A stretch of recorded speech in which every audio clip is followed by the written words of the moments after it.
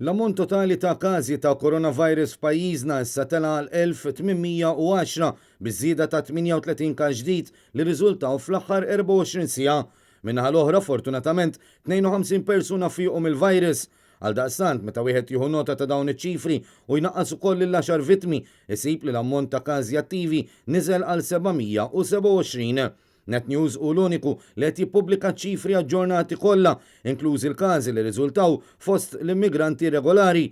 Dan wara li ftit tal-jimilu, il-Prim Ministru Robert Abela ħabbar li dawn ma kienu se jibqgħu jkunu kalkulati fost iċ-ċifri mħabbra mill-Ministeru tas-Saħħa.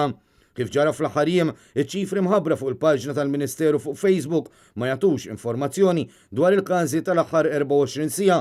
Dan hekk kif fi kliem il-Ministeru dawn għadhom qed jiġu investigati.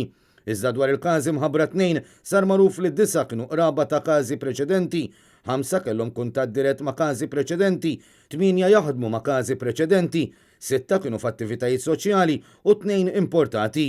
Dawn tal-aħħar huma żewġ nisa li kif żvela Net News ittestjaw pożittivi wara li sarilhom random testing mal-wasla tagħhom f'pajjiżna minn Barcellona.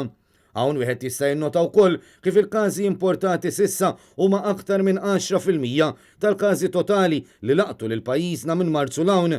Dan ikompli jikkonferma tħassib ta' ħafna dwar kif ittieħdu ċerti deċiżjonijiet mill-Gvern ta' Robert Abela ix-xahar li għadda. Skont l-istatistika pubblikata mill-Ministeru tas-Saħħa fl-aħħar 24 siegħa kien innutat ukoll tnaqqis sostanzjali fl-ammont ta' swab tests li saru. Fil-fatt meta mqabbel mal-medja ta' 3000 test li kienu qed isiru fl-aħħar jiem, l-aħħar aġġornament juri li saru ftit aktar minn 2000 test jew tnaqqis ta' terz.